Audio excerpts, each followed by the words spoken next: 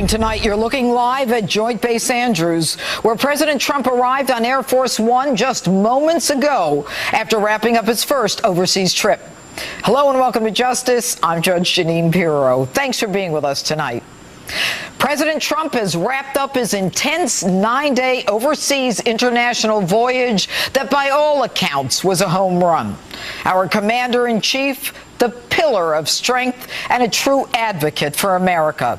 His message, clear and unequivocal. There was no apology, no wimpish behavior, and no bowing down to other leaders. But instead, strength, honor, and determination. There was no effort to convey or insinuate that the American way of life is the one and only right way to live.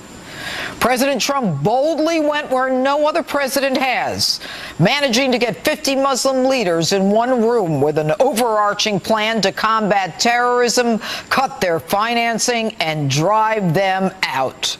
A president drawing a real line in the sand and then focusing how even different countries and cultures can actually work together on a common goal to defeat the extremist perversion of Islam, the one determined to kill the rest of us. There's no phony coalition with make-believe numbers. Instead, allies, especially those because they are Muslim, who understand the lethality of Islamist ideology, who now believe in the power and the promise of our president's words. In fact, just yesterday, Egyptian President al-Sisi called upon the United States to help Egypt crush the terrorists who intentionally targeted and massacred Coptic Christians on their way to church. Today, another ally, Italy, begging for the United States to help deal with the expected migration of 200,000 from North Africa by boat before year's end, many from Libya. Yes, our allies are convinced that America is back with a president who actually means what he says and says what he means. But the president has one problem that he has to fix. And in spite of these historic successes, like flying directly from Saudi Arabia to Israel and meeting with Israeli Prime Minister Netanyahu, and then immediately meeting Palestinian President Abbas, both of them saying they're willing to work toward the pursuit of peace with each other. And our dearest ally, Israel, now convinced we have her back. Yet the president still has that one problem he needs to fix.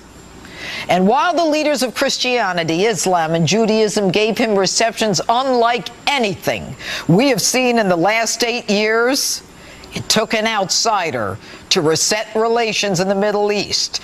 And for the first time, there is actual hope that we, all of us who believe in God, are partners against a common evil, radical Islam, and a common foe, Iran.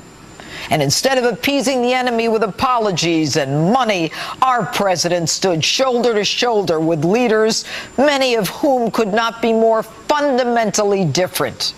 But the president in coming home still has one huge problem. And it's not Russia. It's not the Democrats. It's not any of his haters. And if he doesn't fix this problem, we are in big trouble. What is it?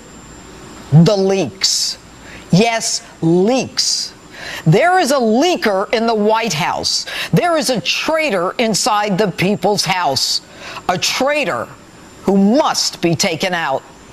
That person is an enemy of the United States. That person doing enormous damage, not just to the president, who is certainly capable of taking care of himself, but instead to our nation. And the media, instead of focusing on children massacred from Manchester to Egypt, are in a breathless frenzy awaiting another late-day leak, going from innuendo and non-stories and even publishing classified information. Some actually saying, where there's smoke, there must be fire, isn't there? To the point where even Watergate reporter Bob Woodward is telling them to chill the hell out. Quote, we aren't even close to Watergate. This leaker needs to be found immediately. No holds barred. Now, I have my own ideas who that person is, but I'm not ready to share them yet. Right now, tonight, spare no resources, spare no one. Find that person or persons, the traitors, the leakers, the ones who are destroying our nation. And that's my open. Tell me what you think on my Facebook page or Twitter, hashtag Judge Jeanine. And you can see the president just getting off of Air Force One in the United States. And joining me now live from our nation's capital, his deputy assistant of the United States, Dr. Sebastian Gorka. All right, good evening, Doctor. As you look at the president and the first lady getting off Air Force One and now apparently, I believe, getting on to a helicopter to the White House, what do you think the implications of this 9-day trip have been and will be for the United States? Well, Judge, you remember that fake reset, that plastic switch that Hillary gave Lavrov and with the mistranslated label? Well, forget that. This is the real global reset. The president in just 10 days has changed the geopolitical reality wherever he went, whether it was Europe, whether it was the Middle East, whether it was NATO headquarters, the Wailing Wall. He has changed it. American leadership is back. We're not going to preach to people. We're not going to lecture. We're not going to make apologies for who we are. We are here to obliterate ISIS. We're here to reassure our friends, especially Israel. And we are here to send a very clear message to our enemies, Iran included. That is what the president did in a scant week and a half. And yet it seems that in that scant week and a half, the president brought together, as I said in my open, 50 Muslim leaders in one place. The respect, the ceremony, it's very telling as to how they are accepting him versus how they accepted the other president. Because they treat him as a true leader. They recognize him for who he is. He gave them tough love. Let's be honest, Judge. He gave them tough love. He said to the 50-plus leaders, look, you have to drive the extremists. You have to drive the terrorists out of your places of worship, out of your communities, because we are in a war between good and evil. At the same time, he reassured them that, look, I'm not just going to sign a $110 billion arms deal with Saudi Arabia. I'm going to call out Iran. I'm going to call out its destabilizing influence on the region. So wherever he went, it was substantive, but it was the same message that the Marine Corps division that supplied Secretary Kelly and Secretary Mattis to this administration. It's the same motto: no better friend, no worse enemy. And as we go west, as he went west, discussing a meeting with the NATO leaders, he made it very clear: we're gonna stay in NATO, but you know what? You got to pay up. What do you think the reaction to that is going to be? Well, look, I've heard very, very positive things from people who actually have to secure those nations, so our NATO allies. But just think about the simple logic of it, Judge. Imagine if you're a member of a club and 80% of the members of the club only paid half of the dues they're supposed to pay. Would you like that? Would you be satisfied with that? Of course not. Dr. Gorka, I mean, everybody knows that people have to pay their fair share. Well, you would think so. Well, the question is, to what extent can we force them to do that? Well, I think the message was sent, and the Secretary General, if you remember, here in D.C., he reaffirmed this need for equitable burden sharing. Because remember, an alliance only works if everybody steps up to the plate and shows seriousness. We want our allies to be as serious as we are, and I think that message was received in Brussels. Yes, and of course you're referring to NATO Secretary General Jens Stoltenberg. He absolutely agreed. And let's keep going west. Manchester this week. What did the Brits miss? What happens now with the United States and our ally, the UK? Well, the issue is both a policy question and a tactical one. On the tactical side, it's the question of manpower. When you've got hundreds or perhaps thousands of people that have come back from those war zones and you don't know what they're planning, you don't know what they're doing, you need to surveil them, okay? It takes 20 to 30 people to physically surveil one suspect. You know that. So there's this tactical question. There's this tactical question of manpower. But there's a bigger issue. But what do you do if your citizen goes to Syria or Libya? They're not going there to get a suntan. And what happens when they come back home? These nations have to decide, what are you going to do with that person? Interview them, and if they don't say I'm building a bomb, then that's okay, you don't do anything. This is the challenge for Europe. They're so much closer to those war zones. This is what they have to deal with now. A decision has to be made, and it's like the executive order we had here. We are concerned with people coming from those war zones. That's why the president signed those executive orders. And, you know, when you talk about people, maybe refugees or individuals in the UK or let's keep the United States separate. They go back to Syria. They go to Libya. They go to these other countries. Do these other countries that they want to go back to, like the UK, do they have to accept them if they're a refugee? Do they have the capability of even knowing that they went to these other places? Or do we just rely on everyone's word? And you know as well as I do, a jihadist is trained to lie.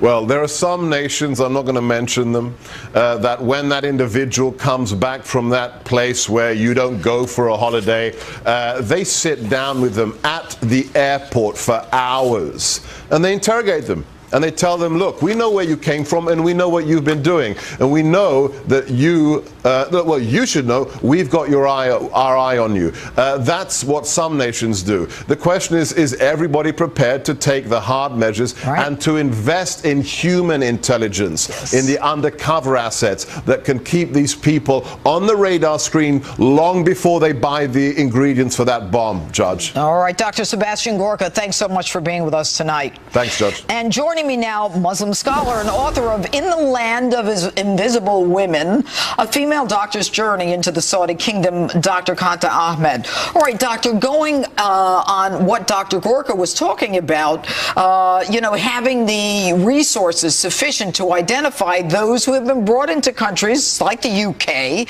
as maybe a refugee, and then tracking them and how we do that. Both Egypt and Manchester represent Islamist ideology at work. One, war against secularism in Manchester, killing children at a music concert. One, striking Coptic Christians that Islamists see as infidels. Both are originating from this ideology, but also from the region of Libya, while the entire world, including the United States' eyes has been on the mass migration of Syrians fleeing the civil war. We've forgotten about the failed state that has been left behind in Libya. And actually, Dr. Gorka's points are well taken. The tragedy is that British intelligence, domestic intelligence, MI5, was very informed and involved with British Libyans in Manchester, the largest community of Libyans outside of Libya in the world. In Manchester? Well known to the British authorities. They knew Islamists were there, and they were traveling back and forth during the Arab Spring to help overthrow Gaddafi, not recognizing that this is a beast or an ideology, exactly, that could come back and bite you. That's really the sad part of the story. But when we talk about intelligence, the MI5 is very, very good, very competent. Of course. They missed this. I think they didn't miss the facts or the movements, but they might have not considered this potential scenario. Many of the Libyans in Manchester are extremely well integrated, are absolutely devastated at what's happened, and many secular Libyans, themselves British, that were going back to Libya, had warned British authorities that radicals are developing. But putting two and two together is more difficult than it might seem from here. You know, it seems as though countries like the United States and UK, although, you know, we may have an instinct or a gut feeling, as I used to say when I was a DA, I have a gut feeling, I just had to get the evidence behind it, that we are limited because we are free societies, that we can almost predict something going wrong, and yet our laws don't allow us to do what we need to do. I think some of the keenest remarks have come out of the British Muslim community this last week. And they're also saying there's a generational difference. Many of the older British Libyans absolutely invested in British and Manchester life. But somehow, when their youth went back to participate in the Arab Spring or overthrow Gaddafi, they became brutalized, traumatized, radicalized, and they bond not just literally with their co-fighters, but through the internet and ideologically. We do have incredible technology. Professor at Dartmouth University, we can do photo DNA technology of jihadist ideology videos and see who's watching them, what's the content. We can follow them in the virtual space too. But the most frightening part of it is that, you know, when you talk about an older Libyan, for example, you know, that the older Muslims in Manchester that you referred to are assimilating and believe in the UK or the Western, whatever country they're in. Yet, in spite of their being raised by them, the younger generation seems to be more connected to, you know, their peers who may be jihadists. Yes, and in fact, it's leaders within MI5 have said this enthrall not just of ISIS but of Al-Qaeda and earlier the Taliban is consuming these individuals to become part of a virtual organization that they can connect with much more than their family or friends or neighbors. And solving that, I'm really not certain how we're going to be able to do it. I think we're facing now with Libya 180 miles of coastline controlled by ISIS. It's a stone's throw from Italy. Over 500,000 individuals from Africa coming to Europe. It's not only a human marketplace in human trafficking, weapons coming into Egypt. I think we're going to need Western military intervention in Libya to protect Egypt, which has destroyed 1,000 SUVs in the last couple of years, coming in from Libya into Egypt with arms and militants. Well, it appears that President al-Sisi understands the commitment of our President Trump, something that he did not get from President Obama, but instead Morsi, the Muslim brother, got from And having Obama. just traveled to Egypt, I've seen not just the commitment of the government, but the ordinary Egyptians refuse to be divided into Christian and Muslim. Good. It's Muslim soldiers that are protecting Christian churches. And we have a Muslim Egyptian president who took military strikes on Libyan bases hours after the killing of Christian citizens in his country. Well, we're certainly grateful to have your input, Doctor. Thank you for being with us tonight. And coming up, more on President Trump's historic trip abroad. Our panel is standing by. But first, one of the most outspoken conservatives in the UK is here to react to the Manchester attack. And later, I roll up my sleeves and kick off my heels as I board the USS Kearsarge for Fleet Week in New York City.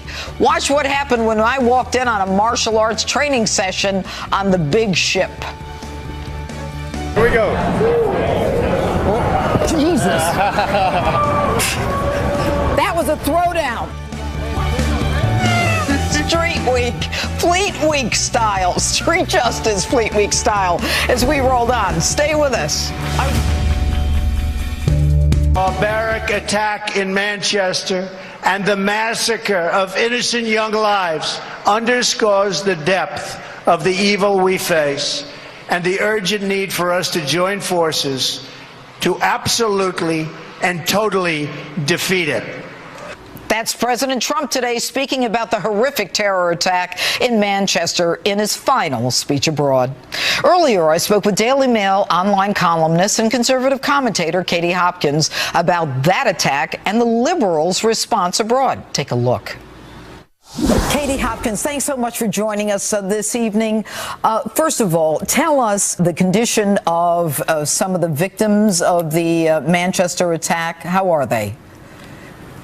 Yeah, so it's obviously been a terrible time here in the UK. 22 dead. That number may still rise, and there are still 5 children under the age of 16 critical in hospital, and it's not known whether they will make it or not. So as much as things are starting to get back to normal, as much as we've started again on the political campaign for the election. Certainly there are still terrible stories to be told, still parents waiting by the bedside of their children to get better. And we're also here in the UK right now just about to go into half-term break, so a break for the school. And I've got lots of emails coming in from people wondering, you know, should they go to this concert? Should they go on a holiday? Someone I know that was coming up to London for a weekend with their children has just cancelled their trip. So this kind of fear is all pervasive. You are known as a conservative writer. You had your own radio show every Sunday, a national radio show from 10 to 12, very popular. And reports are you no longer have that show. Can you tell us why? Yeah, well, actually, I can have no comment. It's been agreed. I have no comment on my leaving of my radio show. But I think if we were to generalise and talk more generally about what we see happening, I think after any attack like this, look, there is huge anger, there is huge outrage, there's an overwhelming feeling of anger. People don't quite know where to put that anger, and I think certainly with the liberal left, they never quite look at themselves and wonder if they are part of the problem. They will load that anger onto someone else. So you believe that they have done that to you, Katie? Well, I think there is a silencing that goes on the right. I wouldn't speak about my own case in particular, but I think in general we see very much a division between the liberal left and the right. The right are calling for action. We want these people who threaten us taken off our streets. There's 3,000 people out there on the watch list that are being watched, but yet they're still free to roam around. There's 650 jihadis that have come back from Libya and the Middle East, still free, roaming around our country. And I think a lot of us on the right, in the conservative majority, we feel like we want those people incarcerated. We keep hearing they were known to authorities. We'd like them to be known to incarceration. Okay, you know, the leader of the Labour Party, Jeremy Corbyn, has basically blamed the United Kingdom for this attack, saying that it's the United Kingdom's policies. Is this reflective of how people feel in the UK?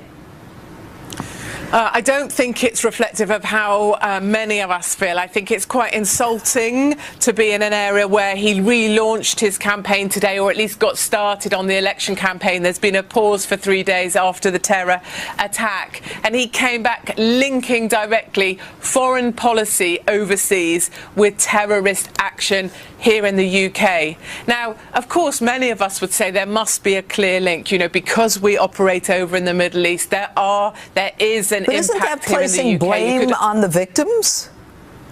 Yeah, the thing I would say about it is the timing is horrible. It's not what we want to hear right now. And I would say there is also another side to this. You know, we are looking to our leaders right now for answers. We're all kind of hoping someone's going to tell us the cure. We are sick as a society, and we're looking for a doctor almost that's going to tell us how they're going to make it better. So people are looking at Corbyn, wondering, the leader of the left, how will he make this better? And he stood up there and said, we've brought this on ourselves. Katie Hopkins, thank you so much for being with us this evening. Thank you very much indeed. Our panel up next, and still ahead. Too little? The captain gets up in the captain's chair. I can't sit in it? They're never going to let me on this ship again, you know that. For Fleet Week. Security and prosperity of the United States, our friends and our allies. And we paved the way for a new era of cooperation among the nations of the world to defeat the common enemy of terrorism and provide our children with a much more hopeful future. Welcome back to Justice. A lot to talk about. Let's bring in our panel. Joining me now, host on the Blaze TV and radio, Lawrence Jones. Also here, former aide to Senator Chuck Schumer, syndicated radio host Chris Hahn. Good evening to you both. Hey, Judge. All right. Now, you just heard the president. I'm going to start with you, Lawrence. The president saying, you know, from Saudi Arabia to Israel, NATO, G7, advances in security. I mean, does this seem to you like an almost perfect trip? I mean, there wasn't one flaw in the whole trip. Well, I'm excited about it because first he started off with Saudi Arabia. We're giving you weapons to defeat terrorism, to go after ISIS. So it's about time that you guys start assisting us with it. And then you have NATO, him addressing NATO. You guys need to stop being leeches and start paying your fair share. The American people sent Donald Trump there to get them in order. We shouldn't have to pay for all this stuff. So now you're going to see America take its place back in the world. And Chris, your reaction to the trip? Well, you know, first he goes to Saudi Arabia and he doesn't say radical Islamic terrorism. I thought that was all you had to do was just say that and it would disappear. That's what he said on the campaign trail. Well, he didn't say it to the Islamist people who were in that room, did he? And that's he told them to get their ideology in order. Very easy to say it at a rally in Alabama. Very different to say it at a conference. Let me ask you a question, Chris. When I asked you about the president's international trip, was it a success? You want to talk about one line? Are you kidding? I don't think it was a success, Judge. Why wasn't it a success? Tell me why. Well, you know, he told the leaders of the Muslim world that he wouldn't preach to them about how they should treat women and other people in their society. And then he treated our NATO allies like they were our enemies. And that is very disturbing to me. What makes you think, okay, Lawrence, I'll let you answer it. I'm not going to fight with Chris. How? Because he told NATO that they need to pay their fair share while they giggled on the sideline because they want to be leeches? That was somehow wrong? You know what? There's a time and a place to do that, and at a memorial to Article 5 and 9/11, at a memorial to 9/11 and Article 5, that was not the time nor the place. I agree with the president; they should pay their fair share, but there's a time and a place. Okay, so what's the big deal? Should he do it behind closed doors, Chris? Behind closed doors? Absolutely. Maybe you got to embarrass them into paying, but that's just me. Yeah, I don't think that works. That's not how diplomacy works, Judge. Well, no, they're already starting to pay. Once he got elected, they got it. Look, this is a team. Everybody pays their way, but enough of that. That's right. Lawrence, let me ask you, in terms of what happened in Manchester and Egypt and Afghanistan, we've got like 4 attacks this week. What do you think the American president can do for the Middle East? Do you think that we now have allies who believe in us?